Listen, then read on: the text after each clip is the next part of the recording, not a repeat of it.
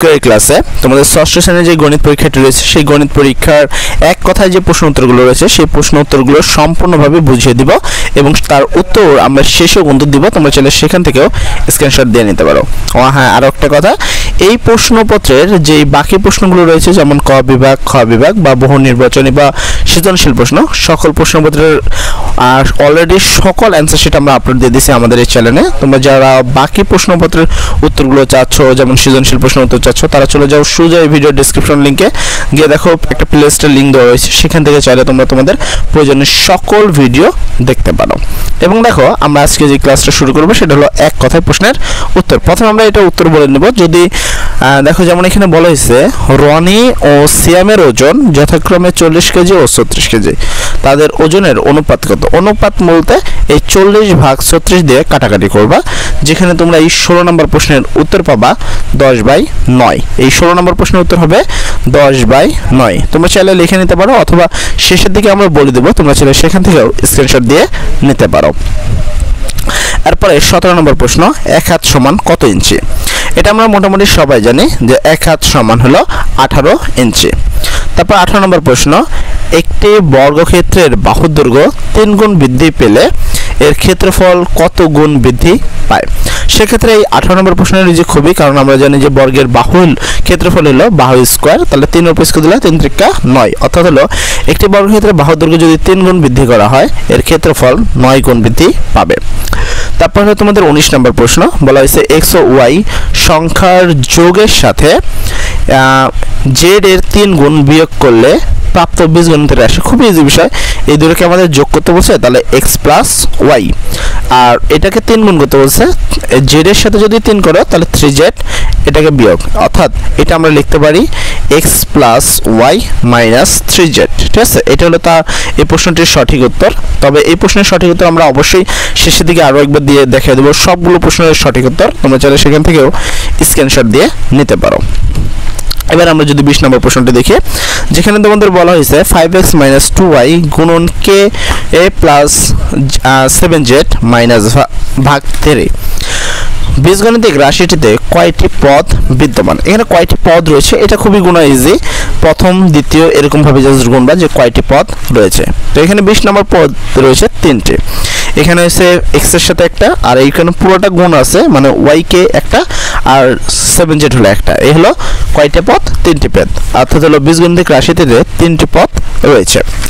এরপর নম্বরে 21 নম্বর প্রশ্ন। 21 নম্বরের প্রশ্ন বলা হয়েছে এক্স এর কোন মানের জন্য 7x - 5 = 2x প্লাস 7 বীজগণিতটি সঠিক? এই ক্ষেত্রে খুবই ইজি বিষয়, তুমি এই 5টা এখানে মাইনাস আছে, এপাশে প্লাস আকারে পার করো, এটা এখানে প্লাস আছে, এবার এসে মাইনাস করো, তারপরে এই দুটো সংখ্যাকে যোগ করে 2 দ্বারা ভাগ করো, অর্থাৎ হলো এই 7 আর এটা যোগ করলে 12কে যদি 2 দ্বারা ভাগ করি তাহলে হবে 6, অর্থাৎ হলো x এর মান 6, মানে x = 6 হলে এই সমীকরণটি সঠিক হবে।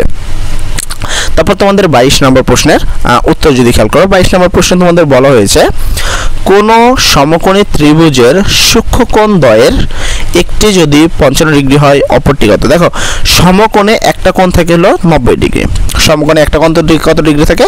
90 ডিগ্রি। একটা ত্রিভুজের টোটাল থাকে 180 ডিগ্রি, যার মধ্যে সমকোণে 90 ডিগ্রি বাদ, বাকি রইল আর 90 ডিগ্রি। 90 ডিগ্রির মধ্যে একটি কোণ যদি 55 হয় তাহলে অপর কোণটা কত ডিগ্রি হবে? খুবই ইজি বিষয়, আমরা 90 থেকে 55 বিয়োগ করে যা পাবো সেটা হলো সঠিক উত্তর, অর্থাৎ হলো 35 ডিগ্রি। ঠিক আছে, এই 22 নম্বর প্রশ্নের সঠিক উত্তর হবে 35 ডিগ্রি। এরপরে আমাদের 23 নম্বর প্রশ্ন, তোমার গণিত বইয়ের কয়টি তলা রয়েছে? একটি গণিত বই বা একটা বাক্সকার বা একটা টেবিল, এগুলোকে বলা হয় আয়তাকার ঘনবস্তু, আর যে কোনো আয়তাকার ঘনবস্তুর তল থেকে 6টি, অর্থাৎ তোমার গণিত বইয়ের তল রয়েছে 6টি তল রয়েছে, উপরে নিচে সাইডে এই পাশে আবার এই পাশে। ঠিক আছে, তো টোটাল 6টা পার্ট থেকে যে কোনো আয়তাকার ঘনবস্তুর তল হলো 6টি, অর্থাৎ গণিত বইয়ের তল হবে 6টি। তারপর 24 নম্বর প্রশ্ন, টেলি ব্যবহার করে কি হিসাব করা হয়? এটা খুবই ইজি হিসাব। টেলি আমরা তখনই ব্যবহার করি শুধুমাত্র গণসংখ্যার ক্ষেত্রে কিন্তু টেলি ব্যবহার করা হয়, অর্থাৎ 24 নম্বর প্রশ্নে টেলি ব্যবহার করে গণসংখ্যা হিসাব করা হয়। তারপর 25 নম্বর প্রশ্ন, প্রদত্ত উপাত্তগুলোর মধ্যে যে উপাত্ত বা উপাত্তগুলো সবচেয়ে বেশি থাকে তাকে কি বলে? তাকে বলা হয় প্রচুরক। এই ছিল আমাদের সকল প্রশ্নের সঠিক উত্তর।